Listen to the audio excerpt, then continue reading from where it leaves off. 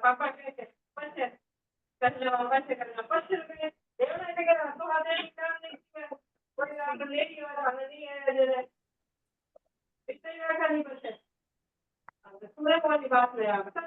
कहीं छोड़ना है में कई बैच बाद 2 घंटे बाद डाल देते हैं, कहीं दिक्कत है? कोई आदमी बैठे रहे एक दिन में घंटा में। नमो अर्यन्ताणं नमो सिद्धाणं नमो आयर्याणं नमो वज्रायणं नमो लोहे सवसाहुणं ऐसो पंच नमोकारो सर्व पावपणास्नो मंगलाणं च सव्यसिं परममवै मंगलम्।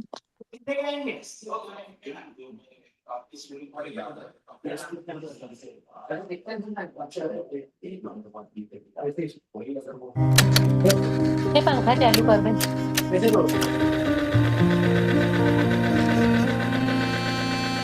धर्म तत्व की प्रेक्षा से आत्मबोध विकसाए, हम भेद ज्ञान प्रगटाए, हम भेद ज्ञान प्रगटाए, निज आत्म में रमण करें और देह भाव विसराए, हम भेद ज्ञान प्रगटाए, हम भेद ज्ञान प्रगटाए।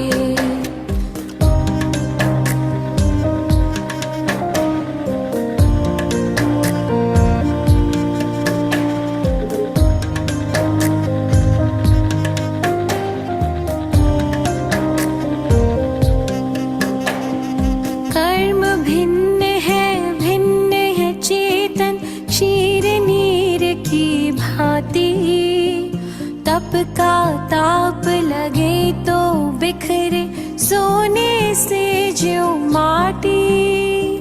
कर्म भिन्न है चेतन क्षीर नीर की भांति, तप का ताप लगे तो बिखरे सोने से जो माटी। सम्यक ज्ञाता सम्यक दृष्टा सुबोध कर पाए, हम भेद ज्ञान प्रगटाए, हम भेद ज्ञान प्रगटाए। कर्म तत्व की अनुप्रेक्षा से आत्मबोध विकसाए, हम भेद ज्ञान प्रगटाए, हम भेद ज्ञान प्रगटाए।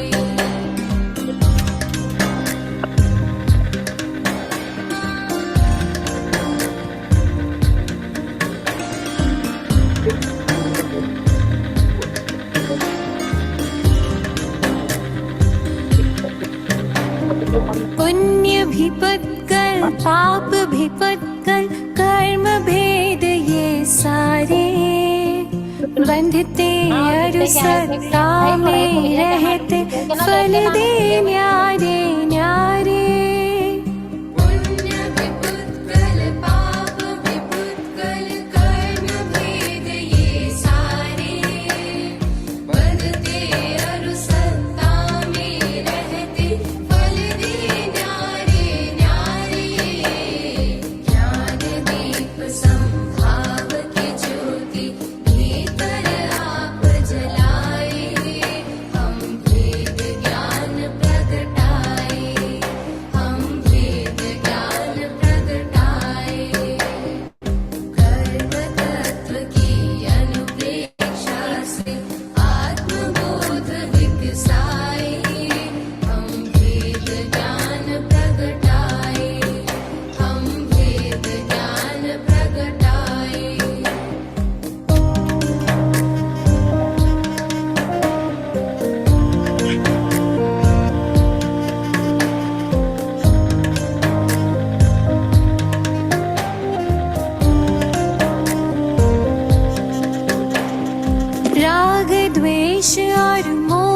तमस का आत्मदेव पर डेरा। कर्म प्रज्ञप्ति को तुम जानो, होगा शीघ्र सवेरा। राग द्वेष और मोह तमस का आत्मदेव पर डेरा। कर्म प्रज्ञप्ति को तुम जानो, होगा शीघ्र सवेरा। सिंह सत्व के शाश्वत स्वामी, शाश्वत धाम को पाए। हम वेद ज्ञान प्रगटाए, हम वेद ज्ञान प्रगटाए। कर्म तत्व की अनुप्रेक्षा से आत्मबोध विकसाए। हम वेद ज्ञान प्रगटाए, हम वेद ज्ञान प्रगटाए। हम वेद ज्ञान बिलीव भी कर लेते हैं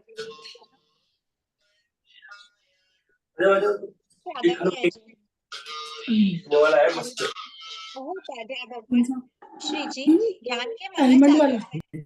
आप हमें अप्रत्यक्ष अनुज्ञा पूर्वक आशीर्वाद प्रदान करें, जिससे हम इस अपूर्व ज्ञान को ग्रहण, धारण एवं वितरण करने में समर्थ बने। आप श्री जी की महती कृपा होगी। जय जिनेन्द्र। जय जिनेन्द्र। आज हमें क्लास में कौन सा टॉपिक लेना है? हमारी ज्ञानावर्णी कर्म हो गया था, दर्शनावर्णी कर्म की प्रकृतियां हो गई थी। अब हम वेदनी कर्म स्टार्ट करें। वेदनी कर्म नहीं है ना इसमें, घाती कर्म थोड़ी वेदनी कर्म। ठीक है, लास्ट क्लास में ये सस्पेंस डिस्क्लोज हो गया था कि वेदनी कर्म क्या है, अघाती कर्म है। तो अघाती कर्म में हम कभी भी देशघाती और सर्वघाती की बात नहीं करेंगे। ठीक है, तो अब हमें आज कौन सा कर्म स्टार्ट करना है, कौन से कर्म की प्रकृति स्टार्ट करनी है? नेक्स्ट घाती कर्म कौन सा है? हमने ट्रिक देखी थी याद करने की, 1 2, 1 का डबल 2, 2 का डबल 4, 4 का डबल 8। 4th नंबर का कौन सा कर्म है? मोहनी कर्म। मोहनी कर्म। तो मोहनी कर्म की प्रकृतियों के बारे में आज हम देखेंगे। ठीक है, अब मोहनी कर्म की टोटल प्रकृति कितनी है? 28। 28। अब हमने सर्वघाती और देशघाती में जब इनको डिवाइड किया था, तो उस समय पे हमने मतलब ठीक है, घाती और अघाती में जब डिवाइड किया था तो हमने घाती कर्म और अघाती कर्म की जो प्रकृति की काउंटिंग करी थी, उसमें मोहनी कर्म की काउंटिंग कितनी ली थी? 25, 26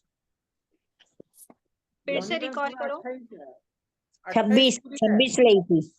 28 पूरी है मोहनी कर्म की। 28, क्योंकि यहाँ पे हमने बात क्या कही थी? उदय की।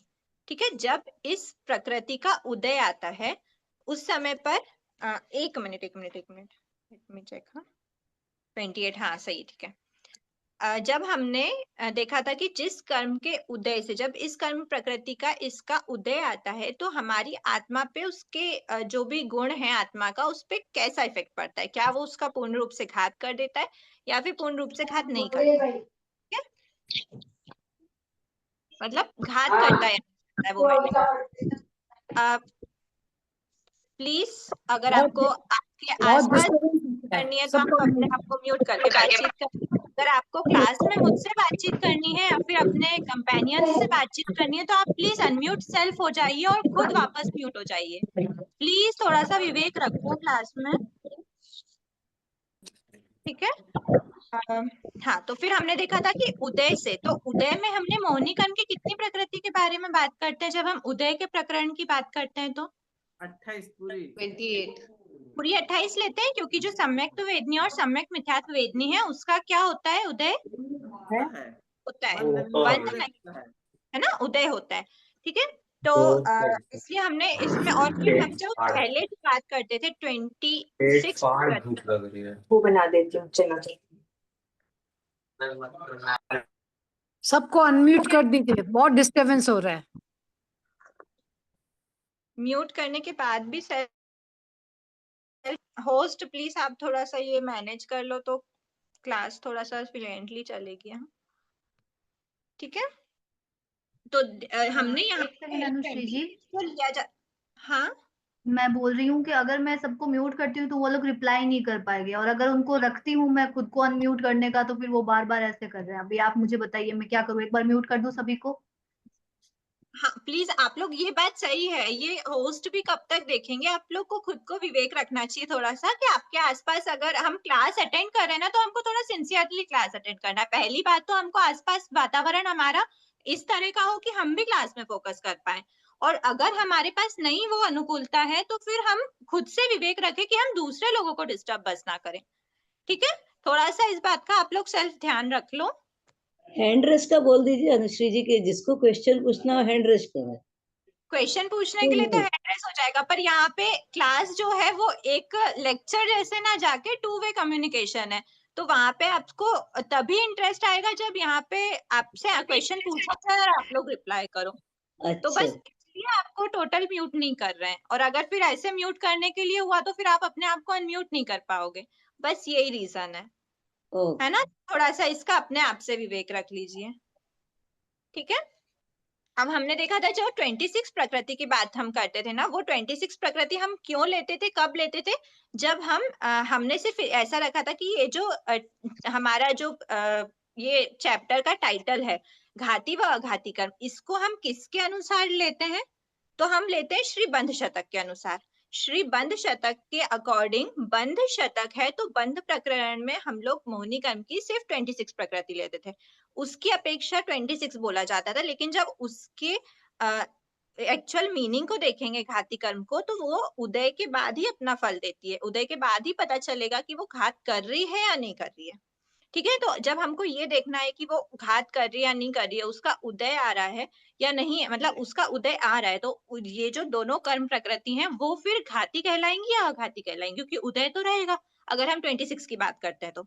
इसी अपेक्षा से हमको बंध शतक के अनुसार तो ले रहे हैं, लेकिन उदय में आने पे आत्मा के गुण का घात करती हैं, इसलिए उनको घाती के अंदर रखा है, और उसका मोहिनी कर्म की प्रकृति की काउंटिंग 26 ना होकर 28 हो गई है।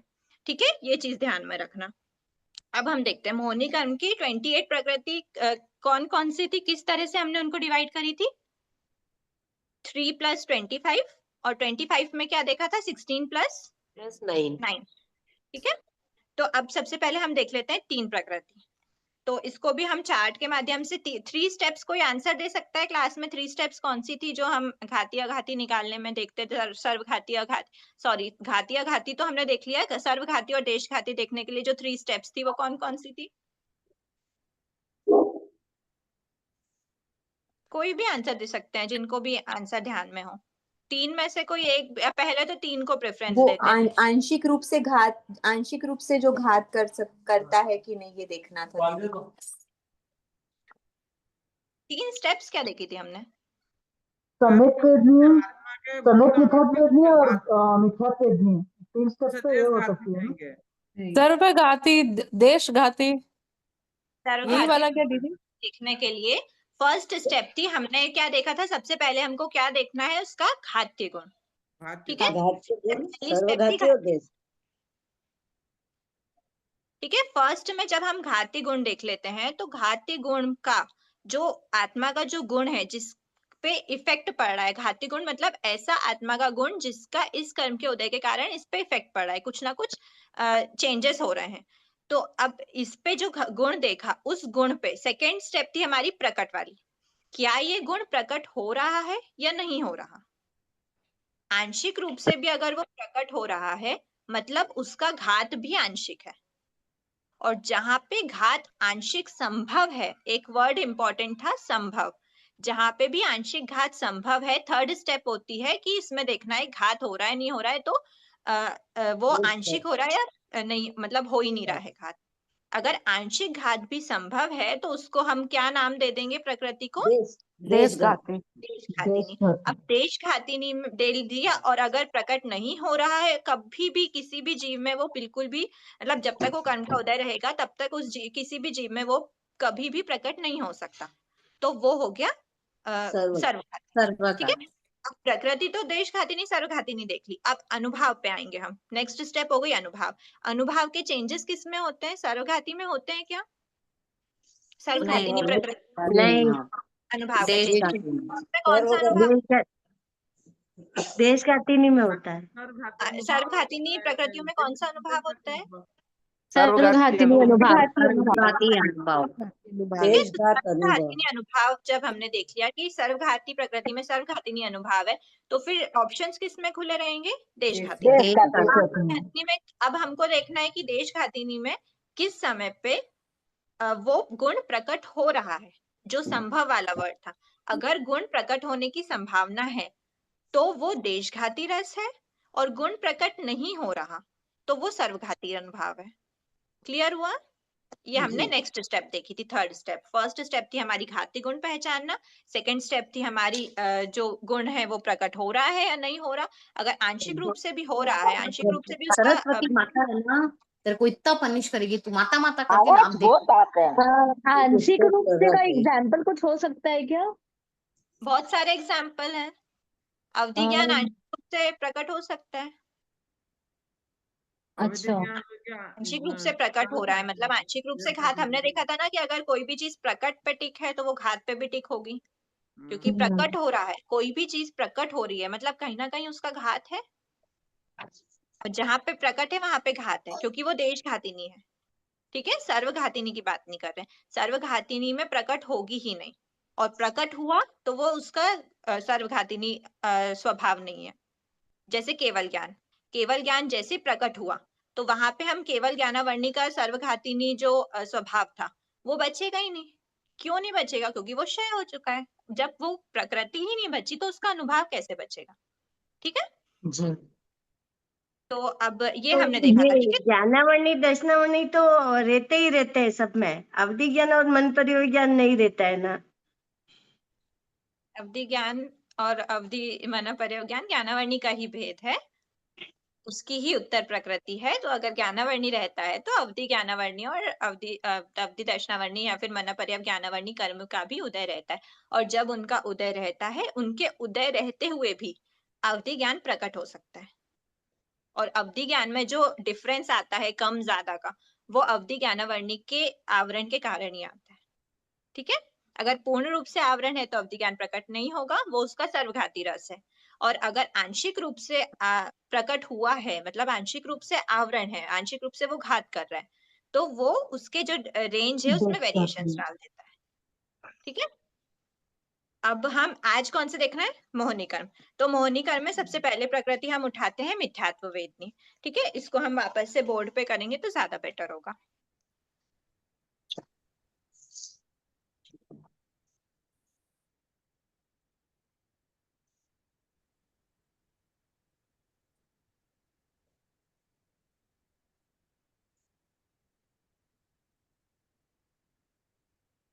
अनुश्री, आप प्लीज खुद को पिन कीजिए ना, दूसरों के वो पिक्चर्स आ रहे हैं, आप अपने आप को पिन कर दीजिए ना प्लीज।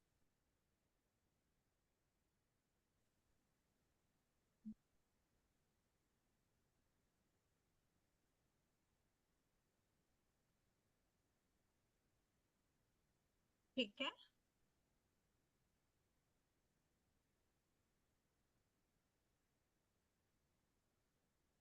सबसे पहले हम देख लेते हैं प्रकृति। फर्स्ट कॉलम थी हमारी, सेकंड कॉलम थी उसका घातीय गुण। फिर हमने बताया था कि वो सर्वघाती है या देशघातिनी, सर्वघातिनी प्रकृति है या देशघातिनी प्रकृति है। और उसी के अंडर में अगर देशघातिनी है तो हम दोनों निकाल लेते हैं, देशघातिनी अनुभाव है या सर्वघातिनी अनुभाव है। ठीक है,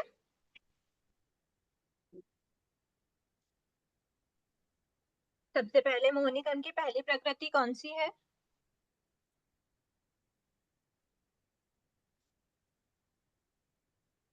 सम्यक्त वेदनी है।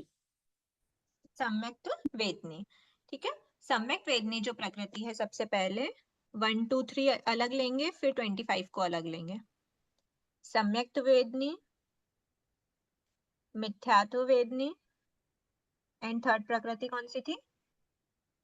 सम्यक मिथ्यात्व। सम्यक्त वेदनी। सम्यक्त वेदनी। चलो पहले हम आते हैं मिथ्यात्व वेदनी पे। ठीक है, थोड़ा वो सिंपल है। मिथ्यात्व वेदनी कौन से गुण पे, आत्मा के कौन से गुण पे अपना प्रभाव डालता है? दर्शन दर्शन मतलब कौन से दर्शन की बात करी गई है यहाँ पे? सम्यक्त्व। ठीक है, जिस दर्शन गुण की बात हमने निद्रा पंचक में करी थी, चक्षु दर्शन और चक्षु दर्शन में करी थी, वो दर्शन क्या था? वस्तु का सामान्य धर्म का बोध, सामान्य सत्ता रूप ठीक है, बोध। पदार्थ के सामान्य धर्म का बोध। और यहाँ पे जो मोहिनी कर्म के अंडर में जो हम देखते हैं वो क्या होता है?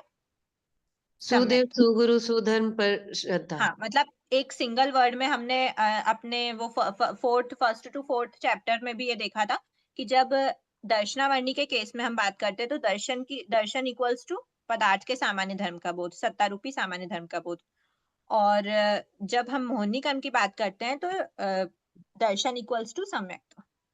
ठीक है, तो जब हमारी मोहिनी कर्म की प्रकृति चल रही है तो मिथ्यात्व वेदनी कौन से मिथ्यात्व वेदनी जब हमारी आत्मा पे प्रभाव डालता है, जब इसका उदय रहता है तो कौन से गुण का घात करता है वो? सम्यक्त्व गुण का। अब सम्यक्त्व गुण का घात, सबसे पहले हमने घात्य गुण देख लिया। सेकंड, सम्यक्त्व प्रकट हो सकता है या नहीं हो सकता इसके उदय में? जब तक मिथ्यात्व वेदनी का उदय रहेगा तब तक जीव को सम्यक्त्व प्रकट हो सकता है क्या? नहीं। जब आंशिक रूप से भी प्रकट संभव नहीं है तो ये क्या कहलाएगी? सर्वघाती। ठीक है, अब उसके बाद हम आते हैं सम्यक मिथ्यात्व वेदनी पे आते हैं एक बार। सम्यक मिथ्यात्व वेदनी कौन से गुण का पे अपना प्रभाव डालती है? ये भी उसमें सम्यक गुण पे ही डालती है। जब तक जीव का सम्यक मिथ्यात्व वेदनी की अवस्था रहती है तब तक जीव सम्यक्त्व को प्राप्त नहीं कर पाता। ना तो वो मिथ्यात्व में रहता है ना सम्यक्त्व में रहता है, वो बीच की स्टेट रहती है।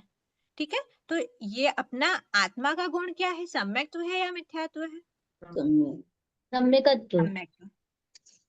सम्यक्त्व आत्मा का गुण है, इसलिए घाती गुण में हम मिथ्यात्व, सम्यक वेदनी के केस में ना तो सम्यक्त्व होता है ना मिथ्यात्व की अवस्था होती है, पर हम आत्मा के गुण की बात कर रहे हैं। तो सम्यक वेदनी आत्मा के कौन से गुण का घात करता होगा, कौन से गुण पे प्रभाव डालता होगा? सम्यक्त्व वापस लिख सकते हैं हम इसमें भी।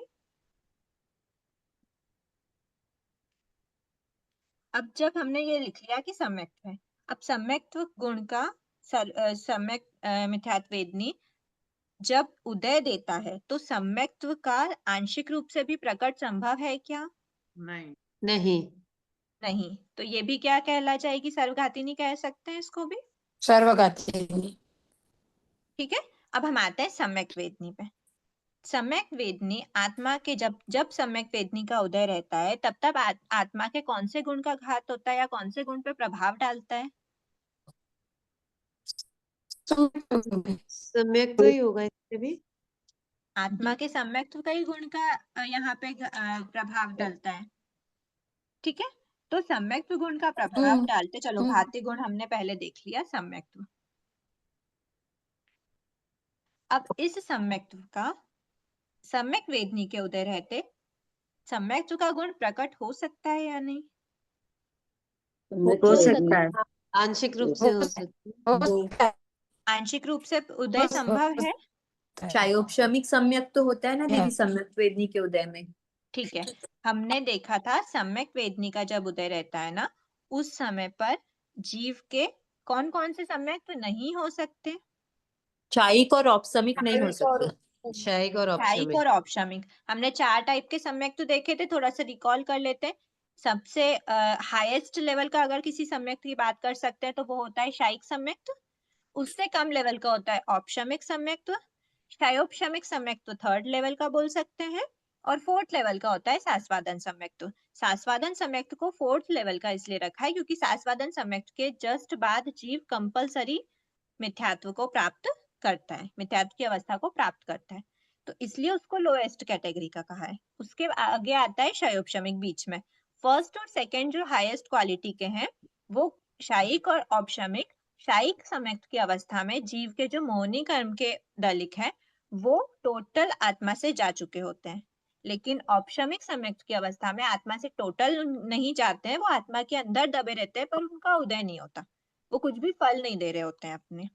तो ऐसी अवस्था, ये दोनों जो अवस्था है जो बिल्कुल उपशांत वाली अवस्था है, मतलब वहां पे मिथ्यात्व का मोहिनी कर्म का टोटल उदय खत्म हो चुका है, या तो वो अंदर दबा हुआ होगा या आत्मा से निकल गया, पर उदय नहीं है। ऐसी जो सम्यक्त की उत्कृष्ट अवस्थाएं होती हैं, ऐसी अवस्था सम्यक वेदनी के रहते पॉसिबल नहीं है। लेकिन सम्यक वेदनी के रहते जीव सम्यक्त को प्राप्त, जब जीव सम्यक्त को प्राप्त करता है, जब उसका सम्यक वेदनी का उदय होता है, तभी वो सम्यक्त को प्राप्त करता है। वो कौन सा सम्यक्त होता है? शायोपशमिक सम्यक्त। ठीक है, शायोपशमिक सम्यक्त 4th to 7th गुण स्थान तक रहता है।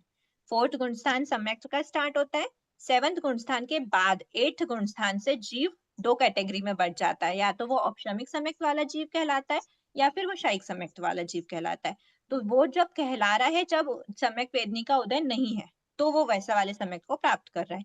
लेकिन जब तक सम्यक वेदनी का उदय है तब तक वो 7th गुण स्थान में रहता है, तो उसके पास कौन सा सम्यक्त रहता है? उसके पास रहता है शायोपशमिक सम्यक्त। ठीक है, तो जब शायोपशमिक सम्यक्त, यहाँ पे घाती गुण में हम सम्यक्त नहीं लिखेंगे, घाती गुण आत्मा का गुण सिर्फ सम्यक्त है, पर इसके उदय रहते जीव को, जैसे हमने देखा था कि अवधि ज्ञानावर्णी के उदय रहते जीव का अवधि ज्ञान थोड़ा प्रकट हो सकता है, संभावना है, तो उसको हमने देशघाती कहा था। इसी प्रकार सम्यक्त वेदनी के उदय रहते जीव का जो सम्यक्त है, कौन सा सम्यक्त? शायोपशमिक सम्यक्त, वो प्रकट हो सकता है। तो होता ही है, पहली बात तो होता ही है, जब जब जीव का सम्यक वेदनी का उदय रहता है तो ही जीव को शायोपशमिक सम्यक्त होता है। ठीक है, उसका मिथ्यात्व का उदय होगा तो उसको शायोपशमिक सम्यक्त नहीं मिलेगा, उसका सम्यक मिथ्यात्व वेदनी का उदय होगा तो भी उसको शायोपशमिक सम्यक्त नहीं मिलेगा। शायोपशमिक सम्यक्त कब मिलता है? जब उसका सम्यक वेदनी का उदय रहता है। तो इस कर्म के उदय, मतलब ये एक तरह से पॉजिटिव वाला कर्म भी है, इसके उदय रहते जीव को शायोपशमिक सम्यक्त की प्राप्ति होती है, मतलब शायोपशमिक सम्यक्त का गुण उसका प्रकट हुआ रहता है। अगर उसका गुण प्रकट है, मतलब उसका घात भी कहीं ना कहीं आंशिक है, तभी तो वो प्रकट हुआ। तो जब घात आंशिक है तो इसको हम कौन सी प्रकृति लिखेंगे? देशघातिनी। देशघातिनी। क्लियर हुआ? देशघातिनी प्रकृति। अब देशघातिनी प्रकृति है, तो देशघातिनी प्रकृति में अब इसमें भी देश घातिनी अनुभाव और सर्वघातिनी अनुभाव के हमको डिवीजन करने। तो अब आप लोग बताओ कि इसका देशघातिनी अनुभाव होगा या सर्वघातिनी अनुभाव भी होता है? सर्वघातिनी अनुभाव का क्या अर्थ हुआ? टोटल प्रकट नहीं होने देना। तो ऐसी अवस्था, मतलब जहां पे टोटल प्रकट नहीं होने दे रहा, ऐसी अवस्था कभी क्रिएट होती है क्या? जब तब सम्यक वेदनी का उदय होगा तो जीव का जो शायोपशमिक सम्यक्त प्रकट हुआ था वो नहीं होगा, टोटल से नहीं होगा, ऐसा कुछ है क्या? नहीं, ऐसा पॉसिबल ही नहीं है, क्योंकि इसके रहते ही जीव को शायोपशमिक सम्यक्त मिलता है। अगर हम ऐसा बोल दे कि सम्यक वेदनी रहेगा तो जीव को शायोपशमिक सम्यक्त का टोटल घात हो सकता है, सर्वघातिनी अनुभाव हो सकता है, तो ऐसी कभी भी पॉसिबिलिटी नहीं होती, क्योंकि इसके मदद से ही जीव को शायोपशमिक सम्यक्त होता है। तो हम इसको ब्लेम नहीं कर सकते कि शायोपशमिक सम्यक्त को टोटल से छुपा देगा। ठीक है, इसलिए यहाँ पे सिर्फ और सिर्फ देशघातिनी अनुभाव होता है। ये तीनों प्रकृति क्लियर हुई। अब हम आते हैं चारित्र मोहिनी की प्रकृति पे। चारित्र मोहिनी की प्रकृतियां कौन कौन सी थी? सबसे पहले 4 to 4, 5, 6, 7, 4 to 7, ठीक है, 8, 9, 10, 11, 12, 13, 14, 15, 16, 17, 18, 19, ठीक है। उसके बाद फिर हम और आगे देखेंगे 20 से लेकर 28 तक, 9 कक्षा है। अब सबसे पहले हम देख रहे हैं 4 से 7 तक। 4 से 7 नंबर की कौन सी प्रकृति है? अनंतानुबंधी चतुष्क, ठीक है। अनंतानुबंधी चतुष्क की प्रकृति, जब जब अनंतानुबंधी चतुष्क का उदय रहता है तब जीव के आत्मा के कौन से गुण पर प्रभाव पड़ता है? सम्यक्त के गुण पर। सम्यक्त के दीदी, सम्यक्त की बात तो हमने तीनों में कर दी थी। दर्शन प्रकृति, दर्शन मोहिनी की प्रकृति, ये तीनों थी। यहाँ पे मिथ्यात्व से कनेक्शन बनाए रखता है अनंतानुबंधी चतुष्क, लेकिन ये अनंतानुबंधी चतुष्क का काम क्या है पहले ये समझो। हमने चारित्र इनको इनके मोहिनी। उदय की डेफिनेशन देखी थी ना, तो इनका काम क्या था? क्या ये सम्यक्त से कोई छेड़छाड़ करते थे? नहीं। पथ काम ये नहीं ले सकते हैं। व्रत जब रुचि व्रत के प्रति अरुचि। जब तक जीव के, चलो अनंतानुबंधी चतुष्क को एक बार रखो साइड में, हम लेते हैं अप्रत्याख्यानी चतुष्क, अप्रत्याख्यान चतुष्क और प्रत्याख्यानावरण चतुष्क, ठीक है। और ये है संज्वलन चतुष्क। अब सबसे पहले हम आते हैं बीच में ले लेते हैं ये दोनों को। अप्रत्याख्यान चतुष्क है। अप्रत्याख्यान चतुष्क के रहते, अप्रत्याख्यान क्रोधमान माया के रहते, माया लोभ के रहते जीव क्या नहीं कर सकता? श्रावक नहीं बन सकता, प्रत्याख्यान स्वीकार नहीं कर नहीं सकता, कर सकता। ठीक है। प्रत्याख्यान स्वीकार नहीं कर सकता का क्या मतलब हुआ? कि प्रत्याख्यान स्वीकार करने वाला जो गुण है, प्रत्याख्यान स्वीकार करने वाला जो चारित्र गुण है गुण ही उस पे होगा इफेक्ट पड़ रहा है। दीदी, चारित्र ही होगा। चारित्र, देखो चारित्र तो सब तरह का हो जाएगा। हमको एक इन चारों में अगर हम चारित्र लिख देते हैं तो फिर इन चारों में डिफरेंस क्या हुआ? श्रावक के माना कि सब 12 अपने व्रत अपने में लेवल से पे एक करते हैं, व्रत पर वो विलेन में लेवल भी नहीं हमको देते। डिसाइडेड है ना। हमारे जब जैसे हम अप्रत्याख्यान चतुष्क को ले रहे हैं, जब हमारे अप्रत्याख्यान चतुष्क का उदय रहता है तो अप्रत्याख्यान चतुष्क क्या करवाता है?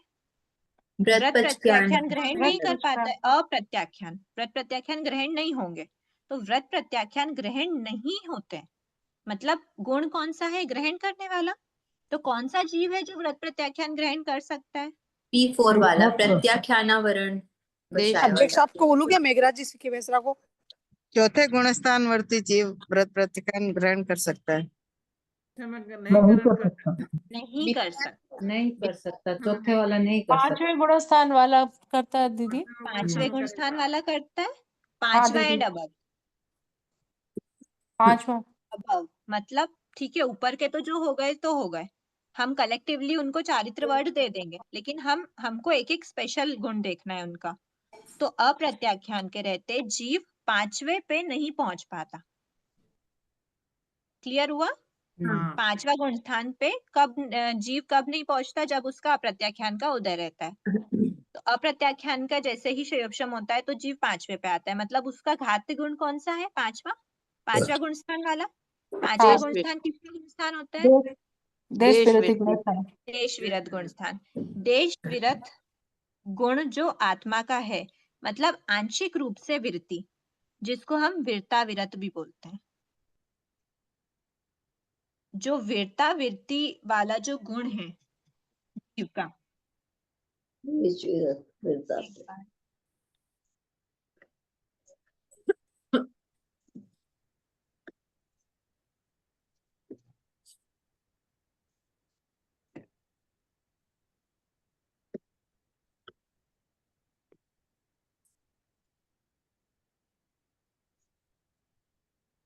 आवाज नहीं आ रही है। आवाज नहीं आ रही है।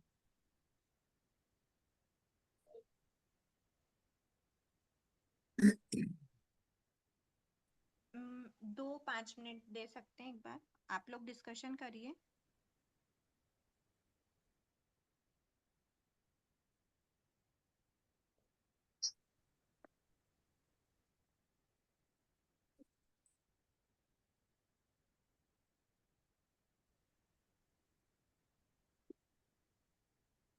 आप अपना को अनम्यूट कीजिए ना, आप म्यूटेड हो, अब हमें आवाज नहीं आ रही है आपकी।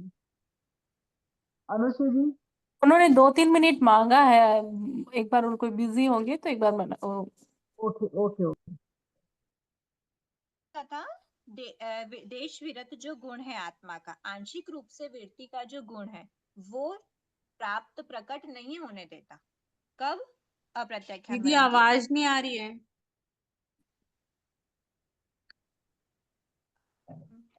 आवाज नहीं आ रही है या फिर क्लियर आ नहीं आ रही रही है? है, बहुत धीरे आ रही है।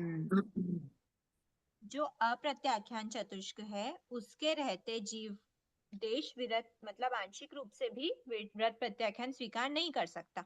तो आत्मा का कौन सा गुण का घात हो रहा है?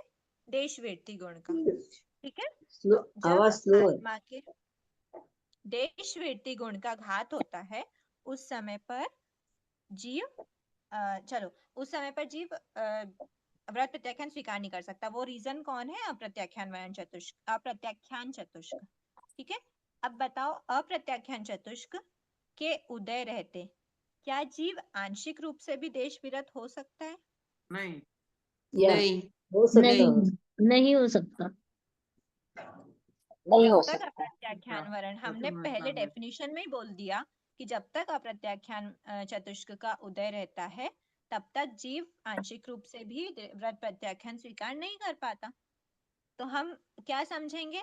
इस गुण का वो पूर्ण रूप से घात कर रहा है। तो ये सर्वघाती, कौन सी प्रकृति कहला जाएगी?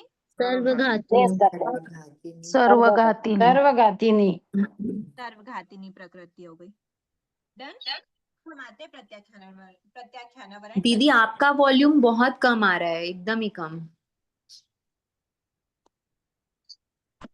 प्रत्याख्यानावरण चतुष्क पे आते हैं हम। अभी क्लियर है थोड़ा सा? वो तो स्लो है। वॉल्यूम बहुत कम आ रहा है दीदी। हमको तो बराबर आ रहा है। मेरे को भी बराबर आ रहा है। बराबर आ रही है वॉइस।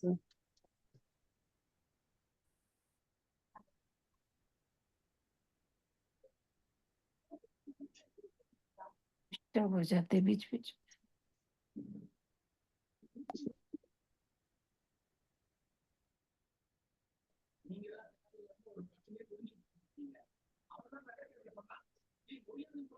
आवाज ही नहीं आ रही है। अभी क्लियर है आवाज? जी बिल्कुल नहीं आ रही है। मैं एक बार पिन कर लेती हूँ। अभी आ रही, क्लियर आ रही। अच्छी आ रही आवाज आपकी, एकदम क्लियर आ रही है। प्रत्याख्यानावरण चतुष्क के उदय रहते जीव क्या नहीं कर सकता? चारित्र नहीं ले सकता, संयम नहीं ले सकता, सर्ववृत्ति नहीं ले सकता, सर्ववृत्ति स्वीकार नहीं कर सकता। तो यहाँ पे जो घाती गुण है वो लिख सकते हैं सर्वविरत। ठीक है, सर्ववृत्ति स्वीकार नहीं कर सकता। क्या आंशिक रूप से भी सर्ववृत्ति स्वीकार करना पॉसिबल है? नहीं। नहीं, तो ये भी सर्वघातिनी प्रकृति हो गई। अब इसी तरह से हम देखते हैं, चलो अब हम आते हैं एक बार अनंतानुबंधी चतुष्क पे। जब अनंतानुबंधी चतुष्क का उदय रहता है तो अनंतानुबंधी चतुष्क का उदय कब तक रहता है? जब तक जीव में सम्यक का जब गुण तक जीव मिथ्यात्व में है। दूसरा गुण स्थान शाश्वतम तक रहते हैं। सेकंड गुण स्थान तक रहता है अनंतानुबंधी चतुष्क का उदय। ठीक है, अब जिन्हें ये आंसर नहीं मिला था ना, आप घबराओ मत, ये अभी हमने पढ़ा नहीं है कि कब तक रहता है कब तक नहीं रहता। ये हायर लेवल में आता है, तो जिनको उनके बारे में पता था उन्होंने आंसर दिया। ठीक है, हमने बस इतना ही पढ़ा था। अनंतानुबंधी चतुष्क की हमने डेफिनेशन में क्या देखा था? अनंतानुबंधी चतुष्क जो है वो क्या करता है आत्मा के साथ? रुचि। दीदी साधन आत्मा के गुणों का घात, आत्मा के गुणों का घात। बढ़ाते हैं। दीदी स्वदान संकेत नहीं आने देता। अनंतानुबंधी जो क्रोधमान माया लोभ हमने 4th चैप्टर में डेफिनेशन संसार में बनाए संसार रखता को बढ़ाता है। संसार से जुड़ाव बनाए रखता है। से नहीं आने देता। ठीक है, आप लोगों की बुक में संसार से अनुबंध बना रहे हैं। 3 पॉइंट्स थे आप लोगों की बुक में, वो या फिर वो पीडीएफ में ही थे शायद। देखो उसमें ऐसा रहता है, जब जब अनंतानुबंधी चतुष्क का उदय रहता है ना, तब जीव संसार से अनुबंध तो बना रहता है। मानते कि ठीक है संसार से अनुबंध बना, हमने उसके डेफिनेशन में देख लिया, उसका जो शाब्दिक अर्थ है वो देख लिया। पर अनंतानुबंधी के रहते आत्मा बिल्कुल भी व्रत प्रत्याख्यान की तरफ डाइवर्ट नहीं हो पाती है। अप्रत्याख्यान में क्या होता है? जब जब अप्रत्याख्यान का उदय रहता है ना, उस टाइम पे प्रत्याख्यान स्वीकार नहीं कर पाता, लेकिन उस प्रत्याख्यान के प्रति उसकी रुचि रहती है। अप्रत्याख्यान वालों के केस में। पर जो अनंतानुबंधी है ना, वो उसको रुचि भी नहीं होने देता। जब रुचि का लेवल बढ़ता है तब अप्रत्याख्यान वाले लेवल पे हम बोलेंगे। पर रुचि भी नहीं होती, व्रत प्रत्याख्यान की तरफ कोई अट्रैक्शन ही नहीं होता उसका। वो किसके कारण से? अनंतानुबंधी, मतलब सही समझ ही नहीं होती है कि व्रत प्रत्याख्यान करना, मोक्ष की दिशा में आगे बढ़ना, ये सही समझ ही नहीं होती है उसके। तो आत्मा का जो गुण है, आत्मा का ये गुण आप शायद आपको पहली बार सुनने में मिलेगा, व्रत रुचि। व्रत पचखान के प्रति जो रुचि होती है आत्मा की, वो नहीं होने देता कौन? अनंतानुबंधी चतुष्क। ठीक है। अब जो अनंतानुबंधी चतुष्क का उदय रहता है, तब तक जीव के व्रत रुचि नामक जो आत्मा का गुण है वो बिल्कुल भी प्रकट नहीं हो पाता। उसको आंशिक रूप से भी व्रत में रुचि नहीं हो पाती, व्रत पचखान में। ठीक है। रुचि होना मतलब जो भगवान की वाणी है, जो भी 9 तत्वों का स्वरूप है, जीवादि 9 सद्भाव पदार्थ, जीव जीवादि का, वो सबके प्रति वो अटैच, उन चीजों से अटैच नहीं हो पाता, उसकी तरफ उसका कोई आकर्षण ही नहीं होता। तो ऐसे अनंतानुबंधी के उदय में जो व्रत रुचि नामक गुण है, उसका टोटल रूप से वो घात कर देता है। इसलिए ये प्रकृति भी सर्वघातिनी प्रकृति होती है। ठीक है। दीदी देखा जाए तो ये एक हिसाब से सम्यक्त्व ही तो हुआ ना, सही गलत की समझ नहीं है तो उसको व्रत रुचि होगी ही क्यों? पर उसके उदय के कारण जीव के सम्यक्त्व पे कोई मतलब सम्यक्त्व वाला जो पॉइंट है, वहां पे हम फर्स्ट गुण स्थान में तो देख लेंगे कि जैसा मिथ्यात्व का काम हो रहा है वैसा ही अनंतानुबंधी चतुष्क का भी काम हो रहा है। पर जो सेकंड गुण स्थान की बात जब हम करते हैं ना, सेकंड गुण स्थान में सम्यक्त्व के रहते जीव का अनंतानुबंधी चतुष्क का उदय रहता है। तो हम ऐसा नहीं बोल सकते कि अनंतानुबंधी के चतुष्क में, अनंतानुबंधी चतुष्क के उदय में जीव का सम्यक्त्व नहीं होगा। तो वहां पे उसका देशघातिनी और सर्वघातिनी अनुभाव दोनों लिख सकते हैं दीदी फिर? नहीं, देशघातिनी अनुभाव कब लिखते हैं? देशघातिनी मतलब जहाँ अंश मात्र में वो कर रहा है घात। तो सास्वादन सम्यक्त्व में उसको मिथ्यात्वी तो नहीं है वो, तो उस समय वो उसका देशघातिनी अनुभाव मान लेंगे। और जब पहले गुण स्थान में है तो किसका मान लेंगे देशघाती अनुभाव? जैसे अगर अनंतानुबंधी चतुष्क के आगे हम सम्यक्त्व लिख रहे हैं मान लीजिए, तो जीव, तो जो जीव पहले गुण स्थान वर्ती है उसका तो सर्वघात हुआ, लेकिन जो जीव सेकंड गुण स्थान वर्ती है वहां उसका क्या होगा? वहां पे पॉसिबल नहीं है ना उसका आंशिक रूप से घात पॉसिबल, मतलब आंशिक रूप से प्रकट होना। पर सम्यक्त्व आंशिक रूप से प्रकट होना नहीं होना वाला पॉइंट नहीं होता ना वहां पे। दीदी एक मैं भी पूछूंगी, मेरे को भी इसमें थोड़ा सा डाउट है। हाँ पूछिए ना। दीदी जैसे ये जो फर्स्ट है, जो ये अनंतानुबंधी क्रोध मान माया होता है, ठीक है ना? हाँ। तो दीदी फिर इसमें व्रत क्रोध, जो क्रोध मान माया लोभ है, ये तो व्रत से तो रिलेटेड नहीं है। ये तो यही आत्मा के गुण है, कम क्रोध करना, कम माया करना, कम वो करना, जो भी आप एकदम भी नहीं करना। हाँ ठीक है। तो दीदी तो फिर इसमें व्रत की जगह पे कुछ दूसरा कुछ हो सकता है या व्रत ही होगा? मतलब मेरे को ऐसा इसमें थोड़ा सा वो। हाँ ठीक है, आपका डाउट समझ गई मैं। हमको ना इसको थोड़ा सा लिंक बैठाना पड़ेगा। कैसे लिंक करना है? देखो, जब हम अनंतानुबंधी अप्रत्याख्यान और प्रत्याख्यान आवरण और संज्वलन की बात करते हैं, ये हमने किसके भेद में रखा है?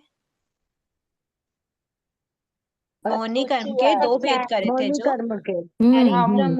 चारित्र मोहिनी में, चारित्र मोहिनी में, इनको हमने चारित्र मोहिनी में रखा है। अब चारित्र मोहिनी का क्या अर्थ हुआ? चारित्र का क्या अर्थ था?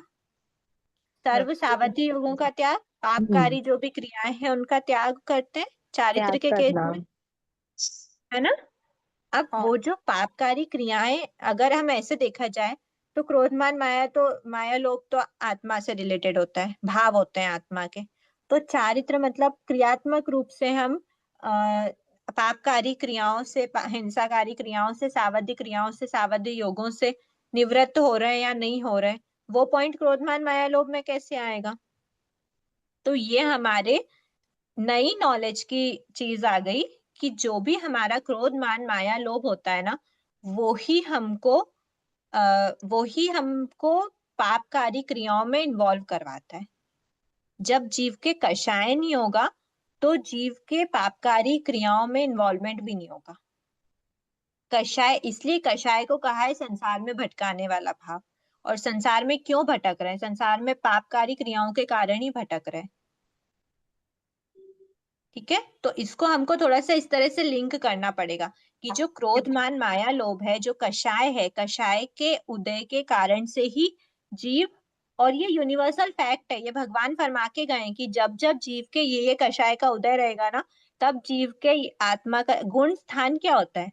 आत्मा के गुणों का एक स्थान, एक लेवल डिसाइड होता है, गुण स्थान मतलब। तो जब जब ये जो कर्म है ना, जो भी आत्मा के जो भी गुण स्थान है ना, ये 14 गुण स्थान, इसमें से मोटा मोटी मैक्सिमम गुण स्थान मोहनी कर्म की प्रकृतियों पे ही डिपेंडेंट है। तो मोहनी कर्म की जैसे जैसे प्रकृतियां अपना अपना प्रभाव दिखाती हैं, वैसे वैसे जीव गुण स्थान पे, गुणों के स्थान पर रहता है। जो प्रकृति जिस गुण पे इफेक्ट डालती है, वो जीव वहीं तक, उस गुण के लेवल तक ही रह पाता है। तो जो ये क्रोधमान माया लोभ वाले जो लेवल है ना, बढ़ने देते हैं, मतलब अप्रत्याख्यान हुआ, अनंतानुबंधी हुआ, ये जीव को आगे नहीं बढ़ने देते। तो आगे नहीं बढ़ने का क्या अर्थ हुआ? हम सिर्फ क्रियात्मक रूप में सावध्यकारी क्रियाओं से निवृत्ति नहीं मांगते। कोई भी जीव गृहस्थ वेश में रहते हुए भी साधु बन सकता है। 6ठे 7वें 8वें 9वें 10वें गुणस्थान, इनफैक्ट 13 14 केवली भी बन सकता है गृहस्थी रहते हुए, गृहस्थी के वेश रहते हुए। मतलब भाव साधु का महत्व है यहाँ पर। ठीक है, तो वो जो भाव साधुता है या फिर भाव व्रत प्रत्याख्यान के प्रति आगे आगे बढ़ने के जो गुण हैं, वो सब हमारे कषाय के लेवल के कारण होते हैं। ठीक है, तो इसीलिए जो अनंतानुबंधी चतुष्क का लेवल है, जब तक अनंतानुबंधी चतुष्क का उदय रहता है, तब तक जीव व्रत पचखान को ग्रहण नहीं कर पाता। हाँ ठीक है। ठीक है, तो इसीलिए हमने अनंतानुबंधी चतुष्क को व्रत रुचि नामक घात्य गुण के अंडर में, मतलब उसके प्रभाव में रिलेट करा है। ठीक है, और व्रत रुचि टोटल रूप से वो घात कर मेरा एक देता है। क्वेश्चन है दीदी, एक हाँ, क्वेश्चन था मेरा। ये जैसे हाँ, अनंतानुबंधी चतुष्क का मतलब ये क्रोध मान माया लोभ में भी तो व्यक्ति व्रत में रहते हैं, मतलब करते ही हैं अपन, तो वो क्या है फिर वो जो कर रहे हैं वो? प्रत्याख्यानावरण, इनफैक्ट संचलन का भी ऐसे ही होता है। आप क्रोधमान माया लोभ में हो, स्टिल आप व्रत प्रत्याख्यान में रहोगे। हाँ, पर मतलब फिर उस स्थिति में पर व्रत रुचि का घात कहाँ हो रहा है? वो तो कर रहे हैं। किस स्थिति में? आपके जैसे अनंतानुबंधी चतुष्क का उदय नहीं है, तभी तो आप देश वृत्ति पे पहुंचे हो। प्रत्याख्यान का उदय नहीं है, तभी तो देश वृत्ति पे पहुंचे हो। पर फिर भी जैसे क्रोध में है व्यक्ति और वो व्रत में है, या मान माया या लोभ किसी में भी है और व्रत में है वो, तो वो क्या है वो? उसका प्रत्याख्यानावरण हो सकता है, दीदी हो या सकता जैसे है। इसमें दीदी इनका कहना है अनंतानुबंधी, कि जैसे कोई जीव अनंतानुबंधी क्रोध मान में अगर उनका दिख रहा है, मतलब जो जीव सम्यक्ति नहीं है फिर भी वो व्रत अगर कर रहा है, तो उसका वो व्रत, वो कौन सा व्रत है? पहला पॉइंट, सम्यक तो पहले आता है, व्रत बाद में आते हैं। सबसे पहला पॉइंट ये ध्यान में रखना, जब तक जीव को सम्यक तो नहीं होगा, तब तक वो निर्जरा, अकाम निर्जरा होती है, वो व्रत प्रत्याख्यान में आता ही नहीं है। सबसे पहले व्रत प्रत्यय, क्योंकि सम्यक का स्पर्श 4th गुण स्थान में हो जाता है, उसके बाद 4th गुण स्थान में अप्रत्याख्यानावरण चतुष्क के रहते, अप्रत्याख्यान चतुष्क के रहते जीव देश विरत नहीं हो पाता, मतलब प्रत्याख्यान स्वीकार नहीं कर पाता, पर उसके पास सम्यक तो रहता है। तो पहले सम्यक तो आता है, उसके बाद ही व्रत प्रत्याख्यान आता है। और व्रत सर्ववेदी की बात होती है कि वो आंशिक रूप से निवृत्त हो रहा है। पापकारी विरत होना मतलब पापकारी क्रियाओं से अलग हटना। व्रत का मतलब ही विरत होना। विरत मतलब क्या होता है? पापकारी क्रियाओं से मन वचन काया सावध्य योगों का त्याग करना। आंशिक रूप में त्याग कर रहे हैं या पूर्ण रूप में त्याग कर रहे हैं, वो पॉइंट हो जाता है। ठीक है, आगे बढ़े। जय जिनेन्द्र, मेरा को ये समझ नहीं आया कि अनंता अनुबंधी चतुष्क अगर है तो सम्यक्त्वी को अनंता अनुबंधी चतुष्क कैसे हो सकता है? अनंत, देखो सबसे पहली बात तो ना आप लोग ये ध्यान में रखो कि ये जो लेवल है ना, ये हम बाहरी रूप से डिसाइड कर ही नहीं सकते। अब संशोधन हो गया है, कोई जीव बाहर से एकदम शांत दिख रहा है पर उसके अनंतानुबंधी चतुष्क का उदय चल रहा होगा, उसका क्रोध अंदर, उसके अंदर में अनंतानुबंधी क्रोध का उदय है, स्टिल वो आपको बाहर से बहुत काम एंड पीसफुल दिखेगा। तो फिर वो व्रत में भी तो तो रहता हम है, जो बाहर से पीसफुल दिखेगा वो, जैसा कि आपने बोला कि पहले सम्यक तो आएगा फिर व्रत आएगा, तो फिर तो हाँ पचकांड तो ग्रहण करते ही है ना, फिर अंदर का थोड़ी पता चलता है कि वो जिसने फिर पचकांड ग्रहण किया है फिर उसका वो अकाम निद्रा में चला गया। आपको एक बात ध्यान में है कि अभवी जीव भी साधु बन सकते हैं, दीक्षा हाँ, ले सकता है मैंने मतलब। फोन तो हाँ उठाया दीक्षा ले नहीं तो सकता है भी वो, आवाज कि देवलोक तक भी, प्लीज देवलोक में भी जाते डिस्टरबेंस हैं। वाले म्यूट हो जाएं। देखो, जो अभवी जीव होता है वो अगर साधु का वेश भी पहन ले, दीक्षा भी ले ले, तो भी वो जीव के अनंतानुबंधी का उदय ही रहेगा, उसके मिथ्यात्व वेदनी का उदय ही रहेगा, वो जीव सम्यक का स्पर्श भी नहीं कर पाता। तो उसका जो भी दीक्षा ले रहा है तो वो सब चीजों का त्याग तो कर ही रहा है ना, सारी हाँ हिंसाकारी करेगा। चीजों का त्याग करेगा वो, लेकिन वो भाव हम्म, रूप से वो त्याग नहीं होता। अच्छा, तो इसको हमें वो भाव रूप से भाव समझना चाहिए कि सम्यक अनंत अनंत चतुर्थ का उदय बिल्कुल सम्यक भी वो। सारे सारे गुण स्थान का लेवल सिर्फ और सिर्फ आत्मा के गुणों के लेवल पे ही है, भाव के रूप में ही है। यहाँ गृहस्थी में बैठा बैठा जीव अप्रमत्त अवस्था, अप्रमत्त साधु की अवस्था को प्राप्त तेरे कर कैसे सकता है। गुणस्थान में पहुंचते हैं? अभी एट प्रेजेंट की बात चल रही है, सातवां गुणस्थान इसका 8वें 9वें 10वें की बात तो कर ही नहीं रहे, पंचम आरे में एट प्रेजेंट भी दीक्षा हम्म, ले या ना ले, अगर फिफ्थ गुण स्थान में है, फोर्थ गुण स्थान में है, जीव सातवें गुण स्थान में पहुंच सकता है। अच्छा, ठीक है, भाव के मैटर करता है। आप यहाँ बैठे बैठे अगर आपके भावों में विशुद्धि आ गई तो आप छठे साधु के गुण स्थान में भी जा सकते हो बिना वेश परिवर्तन के। ठीक है, डिफरेंस बस वही रहता है भावों में कितनी उच्चता अच्छा है। भाव की चिंता। इसलिए हम जो पहले बोला जाता था अनंतानुबंधी चतुष्क, जो अनंतानुबंधी क्रोध होता है वो पत्थर की लकीर के समान एक्सेट्रा एक्सेट्रा जो हाँ डिफाइन किया जाता था, हाँ हाँ, अब वो संशोधन हो गया, अब वो बाहरी रूप से वैसा कुछ नहीं दिख सकता। अगर जीव का ये गुण का घात है तो जीव का इस कर्म का उदय है, बस यही बात है। अगर वो इतना व्रत ही। प्रत्याख्यान, वो देश विरत है, श्रावक के रूप में है, तो उसका अप्रत्याख्यान चतुष्क का उदय नहीं होगा, मतलब उसका शिवक्षम हो गया होगा तभी वो देश विरत के रूप में है। दीदी ठीक है, 1 मिनट जो अगर देश टाइम हो विदेश तो में एक आया बात वो बोलूं। सम्यक भी 100% हो गया फिर, क्या जो देश विरत में आया वो 100% सम्यक भी हो गया फिर, हाँ हाँ बिल्कुल फिर उसकी गति सम्यक की गति होगी। सम्यक तो है तो ही वो देश विरत कहलाएगा। अगर वो देश विरत है सिर्फ और सिर्फ बाहर के बाहरी रूप से अगर उसको व्रत नहीं नहीं, प्रत्याख्यान में है तो हाँ वो तो उसके अंदर की आत्मा ही जान सकती है, केवली नहीं, भगवान ही जान सकते हैं कि वो सम्यक में है, उसको जिन वचनों पे श्रद्धा है भी या नहीं। बाहर से तो वो सामयिक में दिख रहा है, बाहर से तो व्रत प्रत्याख्यान स्वीकार करता, त्याग नियम स्वीकार करता दिख रहा है, क्या वास्तव में उसके अंदर सम्यक है? और ये तो हम खुद भी समझ सकते हैं, अपने दूसरों के लिए नहीं देखें, हम स्वयं में झांकें कि क्या हमारे व्रत प्रत्याख्यान सम्यक्त्व की दिशा में है या फिर हम ऐसे ही व्रत प्रत्याख्यान में। सम्यक्त्व के भगवान ने 5 लक्षण बताए, हमको खुद में सोचना चाहिए क्या हमारे अंदर समता भाव है, क्या हमारे अंदर संवेग निर्वेद के भाव हैं, क्या हमारे अंदर जीवों के प्रति अनुकंपा होती है। अगर ये सब हो रही है तो कहीं ना कहीं हमारे भी सम्यक्त्व का उदय, मतलब हम भी सम्यक्त्व की अवस्था में है, और अगर हम सम्यक्त्व की अवस्था में तो ही हमारा व्रत प्रत्याख्यान फिफ्थ गुण स्थान का कहलाएगा, वरना हम फर्स्ट गुण स्थान में ही हैं। चलो अब अच्छा थोड़ा आगे बढ़े ठीक है, क्लास से बहुत बहुत वापस, थैंक यू, और बहुत कोई क्लियर डाउट हुआ ना हो आज। तो हाँ हाँ, आगे बढ़े क्लास से मतलब इस सर्वघाती देशघाती से रिलेटेड अगर कोई और डाउट ना हो तो ठीक है। ये चारों का स्वरूप हम शायद कोई अलग क्लास मौका मिलता है तो फिर बाहर डिस्कस करने के भाव रखेंगे। ठीक है, ये हो गया, 3 हो गए। अब हमारा चौथा आया संज्वलन चतुष्क। ठीक है, संज्वलन चतुष्क का कार्य क्या था?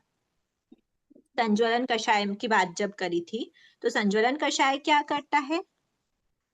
जब जीव के संज्वलन कषाय का उदय रहता है तो वो ऐसा जीव जिसके संज्वलन कषाय का उदय है वो क्या नहीं कर पाता? शुद्ध निर्मल चारित्र की प्राप्ति। शुद्ध निर्मल चारित्र की प्राप्ति नहीं हो पाती, मतलब जो भी चारित्र में दोष लगते हैं वो किसके कारण से लगते हैं? संज्वलन के कारण, संज्वलन चतुष्क के कारण से। ठीक है, तो जो आत्मा का टोटल पूर्ण रूप से जो सर्ववीर्ति वाला गुण है वो प्राप्त तो हो गया, पर कौन सा चारित्र प्राप्त नहीं होता? शायद आपने वो डेफिनेशन में एक वो भी पढ़ा होगा, यथाख्यात चारित्र। यथाख्यात चारित्र। ठीक है, तो यहाँ पर हम यथाख्यात चारित्र बोल सकते हैं, और अगर हमको उतनी डिटेल में ना जाना हो तो हम चारित्र गुण का भी डायरेक्ट नाम लिख सकते हैं। चारित्र में आप समझ जाना कौन से चारित्र की बात करी गई है यहाँ पे, यथाख्यात। जैसे कि हम यहाँ पे समझ जाते हैं सम्यक्त मतलब कौन से सम्यक्त का घात होता है, तो हम समझ जाते हैं औपशमिक और क्षयोपशमिक बिल्कुल भी प्रकट नहीं होता। औपशमिक और शायिक, सॉरी, क्षयोपशमिक तो होता है ना। वैसे ही हम समझ लेंगे कि चारित्र मतलब यथाख्यात चारित्र की प्राप्ति नहीं हो पाती। किसके रहते? संजुलन चतुष्क के रहते। ठीक है, अब जब संजुलन चतुष्क का उदय रहेगा तो जीव को यथाख्यात चारित्र की तो प्राप्ति नहीं होगी, पर जो चारित्र उसको मिला है उसमें दोष लगने की संभावना हो जाती है, तभी उसको यथाख्यात चारित्र की प्राप्ति नहीं हो पाती, क्योंकि यथाख्यात चारित्र मतलब टोटल दोष से रहित, वहां पे बिल्कुल भी आंशिक रूप से भी दोष नहीं लग सकता। यथाख्यात इतना शुद्ध निर्मल चारित्र होता है। तो जब संजुलन चतुष्क का उदय है, चारित्र की अवस्था है, ऐसे समय पे जीव का चारित्र का गुण संजुलन चतुष्क के अवस्था में यथाख्यात चारित्र तो नहीं है, लेकिन और दूसरा चारित्र का उदय रह सकता है क्या? वो चारित्र गुण प्रकट हो सकता है क्या? संभव है चारित्र गुण का प्रकट होना? संभव है। तो ये हमारी देश खातिनी प्रकृति हो सकती है अगर उसमें देश आंशिक रूप से भी उस चारित्र गुण का जो भी घाती गुण है प्रकट होना आंशिक रूप से भी संभव है, तो वो प्रकृति देश खातिनी कहलाती है। अब देश खातिनी प्रकृति है तो देश खातिनी प्रकृति में भी दो टाइप का रस होता है, एक होता है सर्वघात और एक होता है सर्वघातिनी अनुभाव और एक होता है देश खातिनी अनुभाव। तो अब हम देखेंगे कि जो संजुलन चतुष्क है उसका जब उदय होता है तो क्या वो आंशिक रूप से भी उसका घात संभव होता है क्या? होता है, तभी हमने देश खातिनी बोला। अब कौन कौन जीव ऐसे हैं जिनके ये जो चारित्र गुण है ना, चारित्र मतलब चारित्र का क्या अर्थ लिया वहां पे? सर्ववीर्ति, साधुत्व गुण। चारित्र का यहाँ पे हमने जो अर्थ लिया है ना वो दोनों लिया है हमने। आंशिक रूप से भी अगर कोई जीव व्रत प्रत्याख्यान में है, चारित्र में है, अब वो चारित्र हो या फिर चारित्र हो, ठीक है, चारित्र या चारित्र दोनों में से कुछ भी हो, पर एटलीस्ट उसका चारित्र मतलब व्रत प्रत्याख्यान में होना चाहिए। चारित्र का क्या अर्थ था? सावधि योगों से निवृत्ति, सावधि योगों का त्याग, पापकारी हिंसाकारी योगों का त्याग। तो ऐसे त्याग में वो आंशिक रूप से भी रह सकता है, पूर्ण रूप से भी रह सकता है। कोई भी जीव जब वो आंशिक रूप से या पूर्ण रूप से रहता है, पूर्ण रूप से भी सर्ववीर्ति में रह सकता है, वो पूर्ण रूप से त्याग कर रहा है मतलब सर्ववीर्ति में है, आंशिक रूप से त्याग कर रहा है मतलब देशवीर्ति में है। तो जब ये दोनों अवस्था में रहता है वो, तब भी जीव के संज्वलन चतुष्क के उदय के कारण से दोष लगना पॉसिबल है। કોઈ શ્રાવક की अनशन ले लीधो ना तो वही साधु रो वही ले અને વાસ્તવને દોઈ મંડોઈ वही च वेदे सारू वृत्ति है ना ये क्लास में डाउट पूछा जा रहा है क्या? सॉरी, चारित्र जो गुण है घाती गुण, उसका संज्वलन चतुष्क की अवस्था में चारित्र गुण का आंशिक रूप से जब घात होता है, मतलब प्रैक्टिकल समझो, चारित्र गुण का आंशिक रूप से घात कब होता है?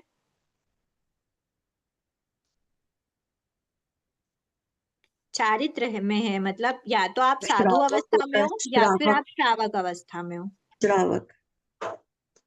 उस समय पर आपके जो चारित्र गुण का है उसका आंशिक रूप से ही घात हुआ है, मतलब वो प्रकट हुआ है, चारित्र गुण प्रकट हुआ है ना, जब आप देश विरत अवस्था में हो या फिर आप सर्व विरत अवस्था में हो, या तो आप साधु हो या आप श्रावक हो, उस समय पे आपका आंशिक रूप से तो प्रकट हुआ है, आंशिक रूप से प्रकट हुआ है चारित्र गुण, मतलब आंशिक रूप से घात है।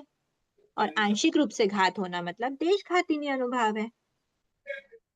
और देशघातिनी अनुभाव के अलावा अगर जीव का चारित्र गुण टोटली घात हो गया है तो वो उसका सर्वघातिनी अनुभाव है।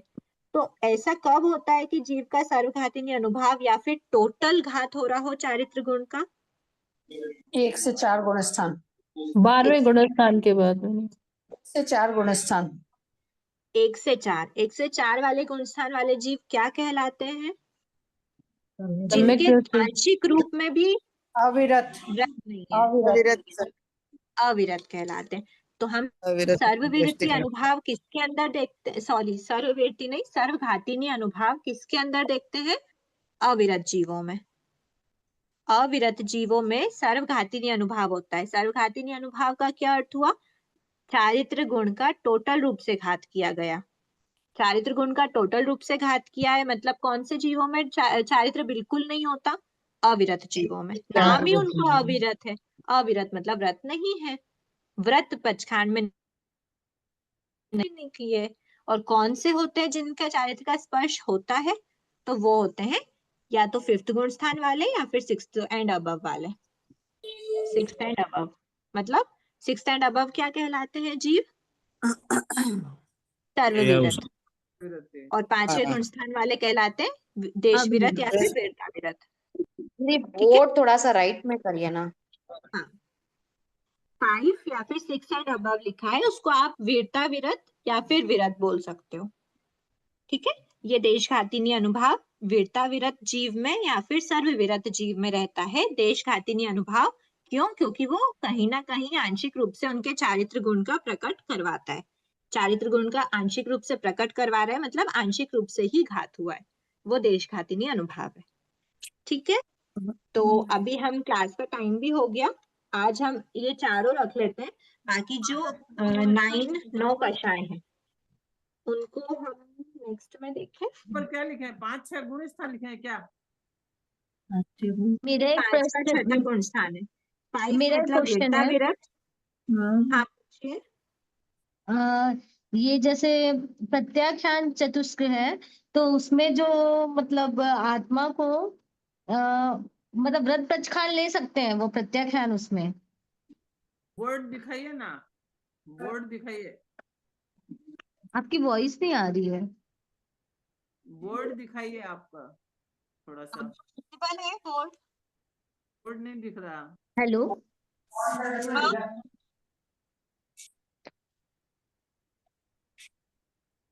आप डाउट पूछ रहे थे कुछ? हाँ, वो जैसे प्रत्याख्यान चतुष्क में व्रत हाँ। पचखान ले सकते हैं। प्रत्याख्यान चतुष्क के उदय रहते, प्रत्याख्यान मतलब अप्रत्याख्यान या फिर प्रत्याख्यानावरण? अप्रत्याख्यान में तो नहीं ले सकते ना? नहीं ले सकते। और प्रत्याख्यानावरण मतलब प्रत्याख्यान पर आवरण है, मतलब प्रत्याख्यान तो ले सकते हैं लेकिन वो कम ज्यादा रूप में ले सकते हैं, टोटल प्रत्याख्यान में नहीं रह पाते। टोटल प्रत्याख्यान में रहना। हाँ, तो इसको देशघातिनी में भी तो आना चाहिए था, फिर ये सर्वघातिनी में आ रहा है। जो गुण व्रत प्रत्याख्यान के रहते जीव मतलब प्रत्याख्यानावरण के रहते जीव सर्वविरत नहीं हो पाता। सर्वविरत प्लीज आप लोग म्यूट कर लीजिए ना, जिनके यहाँ से थोड़ा सा डिस्टरबेंस आ रहा है। जब जीव के व्रत प्रत्याख्यानावरण, आप देखो आप लोग ना कंफ्यूज नहीं हो, बस अपने को 3 स्टेप पे जाना है। सबसे पहले देखना है कि इस समय पर जब जीव के ये प्रकृति का उदय है तो आत्मा के कौन से गुण का घात कर रही है, मतलब कौन से गुण पे इफेक्ट पड़ रहा है। तो वो गुण हमने देख लिया कि प्रत्याख्यानावरण रहता है तो जीव सर्ववीरति स्वीकार नहीं कर पाता। देशवीरत तो हो जाता है, श्रावक को तो बन जाता है लेकिन साधु नहीं बन पाता, तो सर्ववीरति स्वीकार नहीं कर पाता। अब सर्ववीरति स्वीकार नहीं कर पाता तो क्या वो आंशिक रूप से भी, सेकेंड लाइन अपने को यही देखना है, जो ये गुण है आंशिक रूप से भी प्रकट होना संभव है क्या? मतलब प्रत्याख्यानावरण चतुष्क के रहते सर्ववीरति आंशिक रूप से भी साधु बन पाते हो क्या आप? कि आपसे नहीं कहे कि आप 5वें गुण स्थान में और आप नहीं आंशिक बन रूप से पाते, नहीं बन पाते, नहीं नहीं बन बन नहीं बन सकते। तो अगर आंशिक रूप से भी गुण प्रकट नहीं हो रहा मतलब प्रकट नहीं हो रहा मतलब घात है, और अगर प्रकट हो रहा है मतलब आंशिक रूप से घात है। कहीं ना कहीं आंशिक रूप से घात होता है तभी तो प्रकट होता है ना। हमने देखा था 50-50 वाला रूल, अगर लास्ट क्लास आपने अटेंड करी होगी। अगर प्रकट हो रहा है मतलब आंशिक घात है, और अगर प्रकट नहीं हो रहा मतलब टोटल घात है। हाँ थियोरिटिकल नहीं, प्रैक्टिकल समझना। प्रकट जी नहीं हो रहा है मतलब टोटल घात हो गया, तभी तो प्रकट नहीं हो रहा। और अगर हाँ प्रकट हो रहा है, प्रकट संभव है मतलब वो आंशिक रूप आंशिक से रूप घात से है। हाँ। तो आंशिक रूप से यहाँ पे प्रकट होना संभव है ही नहीं सर्वव्यक्ति का, प्रत्याख्यानावरण के रहते। तो इसलिए हम बोल रहे हैं कि यहाँ पे आंशिक रूप से भी प्रकट होना संभव नहीं है, मतलब आंशिक रूप से घात नहीं है, वो टोटल घात है। आंशिक घात होगा तो अपन देश घाती नहीं बोलेंगे। दीदी यहाँ पे फिर आपको यथाख्यात नहीं लिखना था। यथाख्यात तो गुण है ना। चलो ठीक है। मतलब अगर यथाख्यात आप लिख रहे हैं मतलब यथाख्यात चारित्र को वो कर रहा है, तो यथाख्यात चारित्र बस की बात करेंगे तो देश घातिनी नहीं सर्वघाती होगा। नहीं हो जाएगा वो। हाँ, तो आप सिर्फ अगर चारित्र लिख रहे हो ना तो समझ में आ जाएगी ये सारी चीजें, पर अगर ठीक है। यथाख्यात की बात कर रहे हैं तो फिर डिफिकल्ट हो जाएगा थोड़ा समझना। हाँ दीदी, हाँ, इसीलिए वो यथाख्यात 13 को वो ना, यथाख्यात चारित्र को मैंने घात के गुण में नहीं लिखा है। मतलब आप ऐसा समझना। ठीक है चलो, अच्छा ऐसा देख लेते हैं अपन। मैं सिर्फ बता दी थी संज्वलन चतुष्क जो है ना, उसमें हम देखते हैं कि यथाख्यात मतलब शुद्ध संयम की प्राप्ति नहीं हो पाती। शुद्ध संयम की नहीं होती लेकिन संयम की प्राप्ति तो होती है ना। अब वो संयम आंशिक रूप में संयम हो या फिर टोटल रूप में संयम हो, दोनों केस हो जाते हैं। बट जब संज्वलन की बात आती है ना दीदी, तो वहां पे यही लिखा जाता है कि शुद्ध निर्मल चारित्र। तो अगर शुद्ध निर्मल चारित्र की बात करें मतलब 11वें गुण स्थान और 12वें गुण स्थान वर्ती जी, तो ठीक है। पिछले गुण स्थान उस वालों को समय हम पे यहाँ हम क्यों उसका लेंगे? सर्वघाती, उस समय पे हम उसका सर्वघाती रस बोल सकते हैं। उस समय हम उसको सर्वघातिनी प्रकृति बोल सकते हैं क्या? हाँ, वो उस समय तो वो सर्वघाती नहीं है ना दीदी, मतलब हाँ उसके बताओ, पहले। वही मैं 12वें आपका गुणस्थान में सेंटेंस, सर्वघातिनी हो जाएगी ना दीदी। वही मैं मतलब आपका जब तक सेंटेंस। संज्वलन का उदय है तब तक जीव को 11वां और 12वां गुणस्थान नहीं मिलता। 10वें में जब संज्वलन पूरा जाता है तब उसको ठीक है। 11वां और 12वां मतलब शुद्ध निर्मल चारित्र तब उसको मिलता है। ठीक है, तो उस समय पे मैं उसका सर्वघातिनी अनुभाव बोल सकती हूँ या फिर उस समय उसको सर्वघातिनी प्रकृति बोल सकती हूँ क्या? किस समय में दीदी, हाँ, 12वें में बोल रहे सर्वघातिनी हो? तो हो 11वें जाएगी 12वें ना के दीदी। लिए। घाती दीदी नहीं कर रही 11वें11वें हो 12वें के लिए। जाएगी ना। घाती नहीं कर अगर रही है 12वें गुणस्थान में आ जाता तो सर्वघातिनी नहीं होगी दीदी। दीदी 11वें 12वें में तो उसका उदय ही नहीं है, उदय की बात तो उसकी 10वें तक के बस चलेगी ना। वही बात होती है। वो संज्वलन चतुष्क का वहां पे कोई लेना देना है ही नहीं कि संज्वलन चतुष्क के कारण ऐसा हो रहा है या नहीं हो रहा। वहां पे संज्वलन चतुष्क आत्मा से ही जा चुका है ना, या तो उपशम हाँ के रूप में या फिर क्षय के रूप में। हाँ आत्मा दीदी का हाँ। उदय नहीं होगा वहां पर। तो वहां संज्वलन का कोई लेना देना नहीं होता, इसलिए सर्वघाती रस नहीं बताया। सर्वघाती रस कब होगा? जब उसका उदय होगा तभी तो सर्वघाती रस बताएंगे। जैसे केवल मतलब ज्ञानावर्णी है, केवल ज्ञानावर्णी का उदय है तभी तो उसका सर्वघातिनी अनुभाव है, सर्वघातिनी रस है। दीदी जैसे 10वें गुण स्थान तक अगर संज्वलन का उदय चलता है तो इसलिए ही तो 10वें गुण स्थान तक जीव को शुद्ध निर्मल चारित्र नहीं मिलता। उसके बस वही। उसके उदय से शुद्ध निर्मल चारित्र बिल्कुल नहीं प्राप्त होता उसे। हाँ तो 10वें तक तो मतलब अगर शुद्ध निर्मल चारित्र की बात करेंगे तो 10वें तक वो सर्वघातिनी है, और अगर सिर्फ चारित्र की बात करेंगे तो हम उसको देशघातिनी बता सकते हैं। उस समय तक उसका सर्वघातिनी अनुभाव है, वो प्रकृति सर्वघातिनी नहीं है। वो तो हम बोल ही रहे हैं ना, सर्वघातिनी अनुभाव में तो रखा है हमने। अच्छा सॉरी सॉरी सॉरी, हाँ अब मैं आपकी बात समझ गई। ठीक है, आप यथा चारित्र को गुण में नहीं लेना चाह रहे हो ऐसा? हाँ, अगर यथाख्यात लिख रहे हैं ना दीदी मतलब हम सिर्फ और सिर्फ शुद्ध निर्मल चारित्र की बात कर रहे हैं। तो ठीक है। यथाख्यात चारित्र तो शुद्ध तो निर्मल शुद्ध चारित्र ही निर्मल होता है चारित्र ना। की बात करेंगे तो हमेशा वो सर्वघातिनी ही कहलाएगा।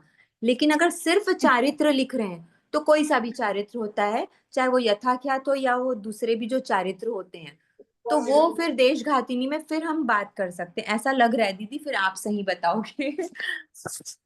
इसमें हम ये पॉइंट इसके लिए क्यों नहीं ले सकते? हाँ बस वही दीदी, यहाँ पे भी वही पॉइंट चलाना था अपने को, मतलब पता नहीं सही गलत, बस ये शंका हो रही है।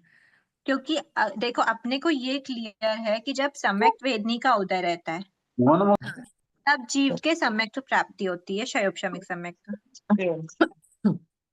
हाँ ठीक है।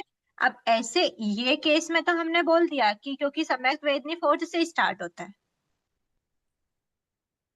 की प्राप्ति रहती है, ये तो हमने बोल दिया। पर इसमें भी हम यही बोलेंगे क्या कि संज्वलन का उदय है तो ही जीव को यथाख्यात की प्राप्ति या फिर दूसरे सर्ववृत्ति वगैरह की प्राप्ति, उसमें ऐसा कुछ नहीं होता ना। मेन ना दीदी संज्वलन की जो डेफिनेशन पढ़े है ना, उसमें जो शुद्ध निर्मल चारित्र डायरेक्ट क्लियर लिखा है ना, इस वो कारण डाउट हो यथाख्यात। रहा है। हाँ वो बस वही, अब जैसे यहाँ पे सम्यक वेदनी के रहते जीव को औपशमिक और शायिक की प्राप्ति नहीं होती, नहीं वैसे ही होती, संज्वलन चतुष्क के रहते जीव को यथाख्यात की प्राप्ति नहीं होती। नहीं होती। हाँ तो जो देश घातिनी प्रकृति जिसको हमने लिया था, देश घातिनी अनुभाव किसका लिया था हमने? शयोपशमिक सम्यक्त की अपेक्षा लिया था। शयोपशमिक सम्यक्त की अपेक्षा ही तो हमने इसको देश घातिनी बोला है ना, क्योंकि आंशिक रूप से भी उसका प्रकट होना संभव है शयोपशमिक सम्यक्त का। तो जो सम्यक वेदनी के उदय से नहीं होता, उसके अलावा जो बचे हुआ शमिक सम्यक्त, उसी का ही तो देश घातिनी अनुभाव है ना। क्लियर हुआ? हेलो दीदी, ऐसा लग रहा है लंबा हो जाएगा अपना ये, मिक्स हो गया पूरा। का टाइम वेस्ट ठीक है, एक बार इसको या तो आप मेरे को पर्सनल व्हाट्सएप कर दो तो मैं आपको क्लियर करती हूँ, और टाइम भी बढ़ रहा है क्लास का, तो आज जी हम अभी दीदी इतना जी, ही हाँ रखते हैं।